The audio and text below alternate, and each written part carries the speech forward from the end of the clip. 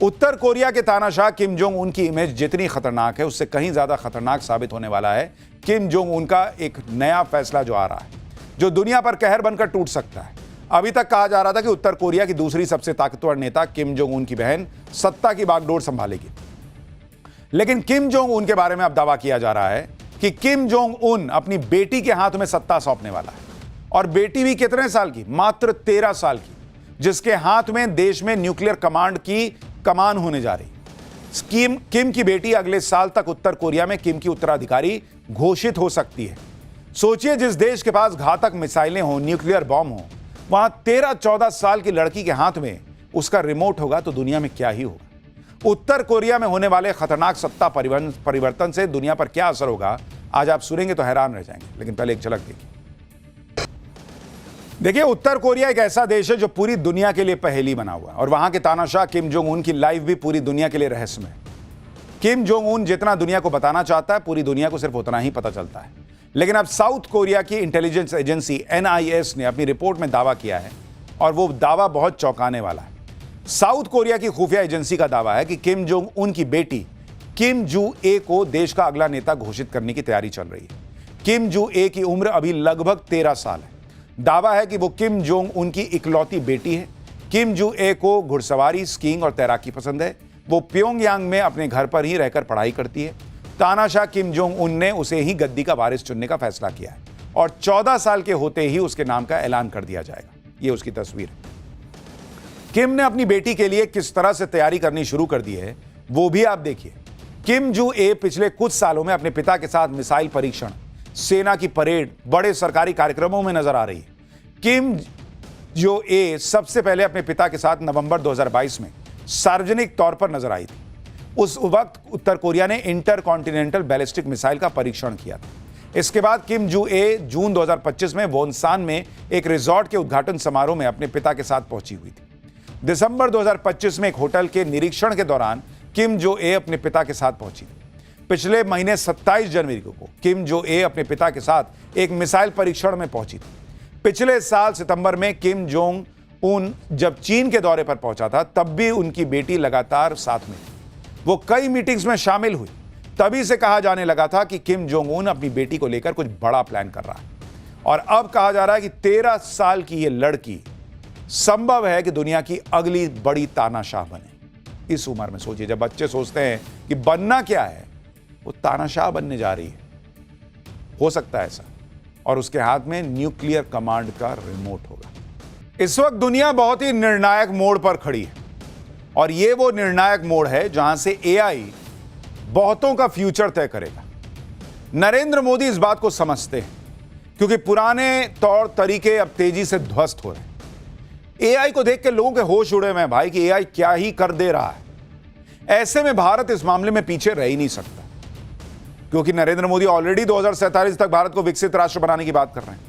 हम सबसे तेजी से बढ़ती अर्थव्यवस्था है, दुनिया हम में इन्वेस्ट कर रही है। हम कैसे पीछे रह सकते हैं भाई? और इसलिए नरेंद्र मोदी जो ग्लोबल AI समिट करवा रहे हैं, उसके पीछे की सोच भी यही है। आपको पहले ग्लोबल AI समिट की कुछ तस्वीरें दिखाता हूं। आज शाम करीब 6 बजे PM मोदी दिल्ली के भारत मंडपम में लगे AI समिट में गए थे। एकदम मैसिव स्केल पे हो रहा है भाई। हर आदमी चाह रहा है कि कैसे एंट्री मिल जाए यहां पर। PM मोदी ने समिट में जो अलग अलग काउंटर हैं, वहां पर वो गए, और AI के सेक्टर में जो नए नए इनोवेशन हो रहे हैं, सब देखा उन्होंने कि तुम बताओ भाई, तुम क्या बना रहे हो, अच्छा ये क्या हो रहा है, दिखाओ जरा। जैसे आप एक तस्वीर देखिए, इसमें PM Modi AI powered chess को देख रहे हैं। इसके साथ ही एक लाल रंग का रोबोट भी वहां पर रखा हुआ है।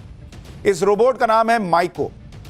दावा है कि यह दुनिया का सबसे सेफ AI है बच्चों के लिए, जिससे बच्चों को लर्निंग में मदद मिलेगी। एक और तस्वीर आपको दिखाता हूं। इसमें PM मोदी एक रोबोट डॉग को देख रहे हैं। ऐसे कई रोबोट इस AI एक्सपो में लगे हैं, और PM मोदी एक एक पवेलियन में जाकर सबको देख रहे हैं। ये देखिए, ये रोबोट डॉग दिखाया जा रहा है। एक पवेलियन पर PM मोदी काफी देर तक रुके। उस पवेलियन पर एक बेबी रोबो था। ये देखिए, ये बेबी रोबो क्या है, इसके बारे में PM मोदी ने जानकारी ली और काफी दिलचस्पी दिखाई। ये क्या है भाई? बच्चा लेटा हुआ है, AI से बना हुआ बेबी रोबो, और एक एक चीज PM मोदी समझ रहे हैं कि क्या है, नहीं है। इसके बाद PM मोदी एयरटेल के पवेलियन पर गए, जहां उन्हें AI powered fraud fighting network के बारे में बताया गया, क्योंकि मोबाइल पे आजकल बहुत फ्रॉड होता है। कैसे एआई के जरिए फोन में जो फ्रॉड होते हैं आप उसको रोक सकते हैं और एआई उसमें मदद कर सकता है, यह नरेंद्र मोदी को दिखाया गया। उस पर काम अभी चल रहा है। पीएम मोदी के साथ भारतीय एयरटेल के चेयरमैन सुनील भारती मित्तल थे, जो पीएम मोदी को बाकायदा वहां पर जब जानकारी दी जा रही थी कि हम कैसे एआई के जरिए फ्रॉड होने से रोक रहे हैं मोबाइल पर, और एक एक चीज पीएम समझ रहे हैं। फिर एआई आज की डेट में हर चीज में तो घुस ही गया है।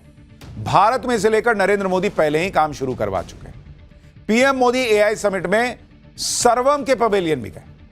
सर्वम की बहुत चर्चा है बॉस।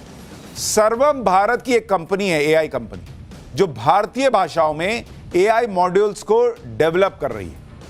अंग्रेजी पर निर्भर रहने की जगह हिंदी और दूसरी भाषाओं को प्राथमिकता देने के चलते इसे अक्सर भारत का अपना एआई कहा जाता है। सर्वम एआई ने अपना नया ऑन डिवाइस प्लेटफॉर्म सर्वम एज लॉन्च किया है। यह ऐसा एआई मॉडल है जो स्मार्टफोन और लैपटॉप पर बिना इंटरनेट कनेक्शन के काम कर सकता है। दावा है कि इस एआई मॉडल का डेटा बाहरी सर्वर पर जाता ही नहीं। सर्वम एआई के पास एक ऐसा फीचर है जिसमें उसने चैट जीपीटी और जेमिनाई जैसे एआई को भी पीछे छोड़ दिया है। सर्वम एआई का फीचर है सर्वम विजन, जिसमें वो डॉक्यूमेंट्स को भारतीय भाषाओं में रीड कर सकता है। इसमें सर्वम की एक्यूरेसी स्कोर 84.3% है, जो Gemini 3 pro, deep seek OCR V2 और चैट जीपीटी से भी ज्यादा है। मतलब अंग्रेजी में पढ़ेगा, आपको हिंदी में सुना देगा। पीएम मोदी ने कितने ग्रैंड लेवल पर यह एआई समिट आयोजित किया है। जो काम बड़े बड़े विकसित राष्ट्र नहीं कर पाए, वो काम पीएम मोदी कैसे कर रहे हैं आप देखिए। एआई समिट में 100 से ज्यादा देश आ रहे हैं बॉस। 45 देशों से मंत्रियों का समूह आ रहा है। 20 देशों के तो राष्ट्र प्रमुख आ रहे हैं। यहां Australia, Japan, UK, Germany, France समेत 13 देशों के पवेलियन लगे हुए हैं। 300 के करीब एग्जीबिशन सेंटर लगे हैं। 5 दिन में करीब 2.5 लाख लोग भारत मंडपम पहुंचेंगे। Google, deep mind, open AI के सीईओ आ रहे हैं। निविडिया, माइक्रोसॉफ्ट, मेटा, क्वालकॉम जैसी कंपनियां आ रही हैं। करीब 40 ग्लोबल और भारतीय कंपनियों के सीईओ आ रहे हैं। इसके अलावा कई अंतर्राष्ट्रीय संगठनों के प्रतिनिधि आ रहे हैं। दिल्ली में यह एआई समिट 16 से 20 जनवरी के बीच चलना है और आज इसका उद्घाटन हुआ है। एआई समिट दिल्ली के भारत मंडपम, सुषमा स्वराज भवन और अंबेडकर सेंटर में आयोजित हो रहा है। और समिट का जो मेन इवेंट है, जिसमें एआई एक्सपो शामिल है, वो भारत मंडपम में हो रहा है। अब आप देखिए कि एआई समिट को किस लेवल पर नरेंद्र मोदी ने अरेंज करवाया है। 7 देशों के तो राष्ट्रपति आ रहे हैं और 9 देशों के प्रधानमंत्री। Europe, middle east, Africa, south America के बड़े बड़े देशों के नेता आ रहे हैं। जैसे फ्रांस के राष्ट्रपति इमैनुअल मैक्रों आ रहे हैं, ब्राजील के राष्ट्रपति लूला दा सिल्वा आ रहे हैं, यूएई से अबू धाबी के क्राउन प्रिंस को इनविटेशन गया, वो भी आ रहे हैं, स्पेन के राष्ट्रपति आ रहे हैं, स्विट्जरलैंड के राष्ट्रपति आ रहे हैं, नीदरलैंड के प्रधानमंत्री के आने का कार्यक्रम है, मॉरिशस के प्रधानमंत्री डॉक्टर नवीन चंद्र राम गुलाम आ रहे हैं, सर्बिया और स्लोवाकिया के राष्ट्रपति आ रहे हैं, पड़ोसी देश श्रीलंका के राष्ट्रपति और भूटान के प्रधानमंत्री आ रहे हैं। इसके अलावा Bolivia, Croatia, Estonia, Finland, Greece, Guyana, Kazakhstan और सेशल्स जैसे देशों के प्रमुख आ रहे हैं। मतलब इतने देश आ गए, इतने देशों के प्रमुख आ गए कि दुनिया भर में हेडलाइन छपनी है कि देखो यार, भारत गजब कर रहा है। नरेंद्र मोदी ग्रैंड लेवल पर जो आयोजन कर रहे हैं, उसकी चर्चा दुनिया में हो रही है और ये भारत की इमेज को भी चमकाएगा। इस एआई समिट के जरिए दुनिया के विकसित देश तो भारत की ताकत देखेंगे ही, साथ ही यह समिट ग्लोबल साउथ की आवाज बनेगा।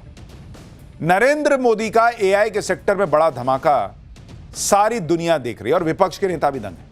आज एआई समिट के एक सत्र में आम आदमी पार्टी के नेता राघव चड्ढा पहुंचे।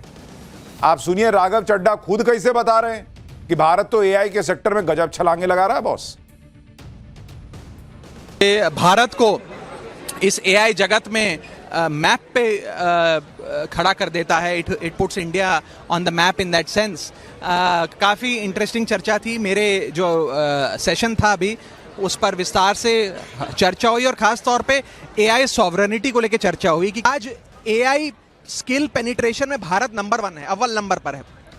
जहां तक एआई टैलेंट की बात है, भारत का एआई टैलेंट 2027 तक दुगना होने जा रहा है, जो 15% CAGR से बढ़ता ही जा रहा है। देखिए, राघव चड्ढा जो है वो आम आदमी पार्टी के सांसद हैं, केजरीवाल की पार्टी के सांसद हैं। फिर भी जहां भारत पर गर्व करने वाली कोई बात आई तो उन्होंने तारीफ करने में कंजूसी नहीं की। लेकिन यह बात राहुल गांधी और कांग्रेस को समझ में आए तब तो, क्योंकि जिस पर भारत यूरोप से mother of all deal sign कर रहा था जिस वक्त, उस वक्त कांग्रेस प्रेस कॉन्फ्रेंस करके भारत की इकोनॉमी को डेड बताने में लगी हुई थी। और राघव चड्ढा ने एआई के क्षेत्र में भारत की ताकत की जो बात की, उसका डंका दुनिया मान रही है। आप देखिए, ग्लोबल एआई वाइब्रेंसी रैंकिंग में स्टैनफोर्ड यूनिवर्सिटी ने साल 2025 में भारत को 3rd रैंक दी। एआई वाइब्रेंसी रैंकिंग में देखा जाता है कि एआई के क्षेत्र में कौन सा देश रिसर्च, टैलेंट, इंफ्रास्ट्रक्चर पर कितना काम कर रहा है। Stanford global AI index report के मुताबिक एआई स्किल्स के मामले में भारत ग्लोबल एवरेज से 2.5 गुना ज्यादा था। रिपोर्ट में भारत को एआई रेडी नेशंस के पहले ग्रुप में रखा गया। भारत में एआई का मार्केट $2.97 बिलियन से $7.63 बिलियन बढ़ा है और साल 2030 तक यह $131 बिलियन पहुंच सकता है। इसके अलावा टीआरजी डेटा सेंटर्स के मुताबिक एआई चिप्स के मामले में भारत की ग्लोबल रैंकिंग 3 है, सऊदी अरब यूएई से आगे। अब इस तरह के ग्लोबल इवेंट करके नरेंद्र मोदी दुनिया को मैसेज दे रहे हैं कि भाई भारत एआई रेडी है, और जो लोग इन्वेस्ट करना चाहते हैं वो ये ना सोचे कि अरे भारत में तो एआई मिलेगा नहीं। भारत एआई के लिए तैयार है और दुनिया को साथ लेकर चल रहा है। नरेंद्र मोदी एआई के फील्ड में और क्या क्या धमाके कर रहे हैं वो आपको बताऊं, उससे पहले आपको एक बयान सुनाता हूं जो आपको हैरान कर देगा।